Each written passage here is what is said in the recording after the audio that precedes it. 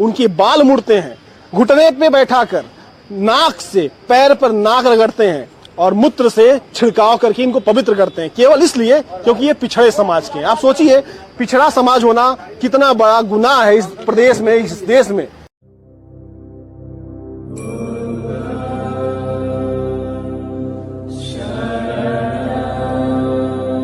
जैसा कि आप मुझे जानते होंगे, मैं कपिल देव पौध।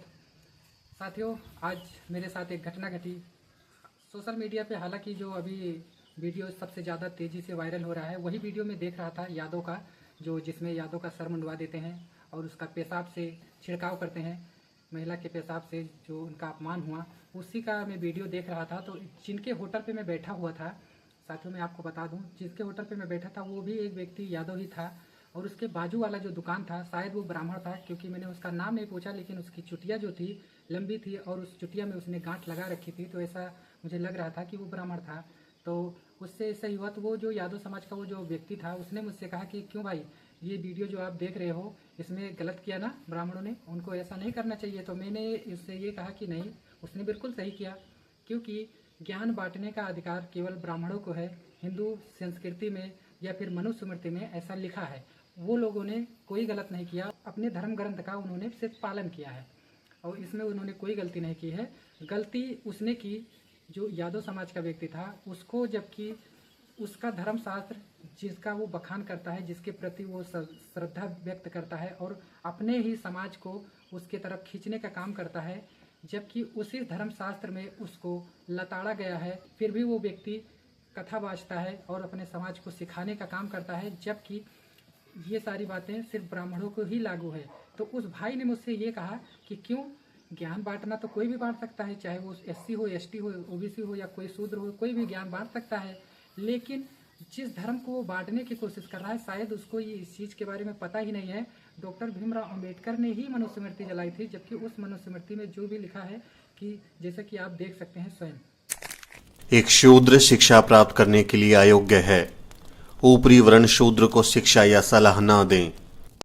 तो देखा साथियों, इसमें जो लिखा है यादवों को शायद नहीं पता है, कि और पता भी होगा तो वो पता नहीं क्या सोचकर ब्राह्मणों के धर्म ग्रंथ या उनके देवी देवताओं को मानने की कोशिश करते हैं, जबकि उसमें साफ साफ कहा गया है कि शूद्रों को पढ़ने का अधिकार नहीं है या फिर वाचन करने का, ये सारी चीज़ें उसमें दी गई है।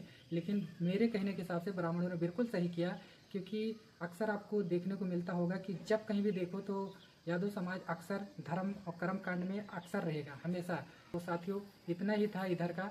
और जो वहाँ पे मेरी जो डिबेट चला 1 घंटे का, लास्ट में वहाँ के व्यक्ति ने जो 1 घंटे उसने भी अपना पक्ष रखा, वो ब्राह्मण व्यक्ति जो था वो भी शायद अपना पक्ष रखा, लेकिन अंत समय पे वहाँ के जो व्यक्ति सुनने वाले थे उन्होंने मेरी ही प्रशंसा की, बोले कि कुछ भी हो, भले ही ये बौद्ध हो या हिंदू धर्म को छोड़ने वाला हो, इस बंदे की बात में वजन है, क्योंकि ये बंदा जो बोल रहा है वो बातें बिल्कुल सत्य है और समस्त मानव जाति के लिए कल्याणकारी है, ऐसा उसने मुझे कहा। फिर भी मैंने उनसे कहा कि ये मेरी बातें नहीं हैं, तथागत भगवान बुद्ध की बातें हैं जो मैं आपको बता रहा हूँ। तो साथियों, आप स्वयं जानें। और यादव समाज से मैं यही कहना चाहूँगा कि अब अभी और कितना है, अंधविश्वास पाखंड को छोड़ो, और अगर आप भी बाबा साहब का सम्मान करते हो तो बाबा साहब के बताए हुए मार्ग पे चलो। डॉक्टर भीमराव अंबेडकर ने भी बौद्ध धर्म अपनाया था, अगर आप भी उनका सम्मान करते हो तो उनके ही बताए हुए मार्ग पे चलो। वो कहते हैं ना कि बाबा साहब को मानने की ज़रूरत नहीं है, बाबा साहब की मानने की ज़रूरत है, और बाबा साहब के बताए हुए मार्ग पे चलो और अपना कल्याण करो। हमारे एक महापुरुषों ने कहा है कि जो धर्म आपको नीच कहता हो उस धर्म को लात मार देना चाहिए। साथियों, इतना ही। बाकी वीडियो पसंद आए तो लाइक, कमेंट, शेयर जरूर करें, अपनी राय जरूर दें। साथियों, जय हिंद। कर उनके बाल मुड़ते हैं, घुटने पे बैठाकर नाक से पैर पर नाक रगड़ते हैं और मूत्र से छिड़काव करके इनको पवित्र करते हैं, केवल इसलिए क्योंकि ये पिछड़े समाज के हैं। आप सोचिए पिछड़ा समाज होना कितना बड़ा गुनाह है इस प्रदेश में, इस देश में।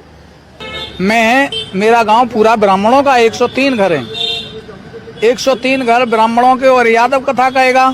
पहले तो यादव को कथा कहने का अधिकार नहीं है, अधिकार नहीं है। ब्राह्मण के अलावा कोई कथा नहीं कहता है।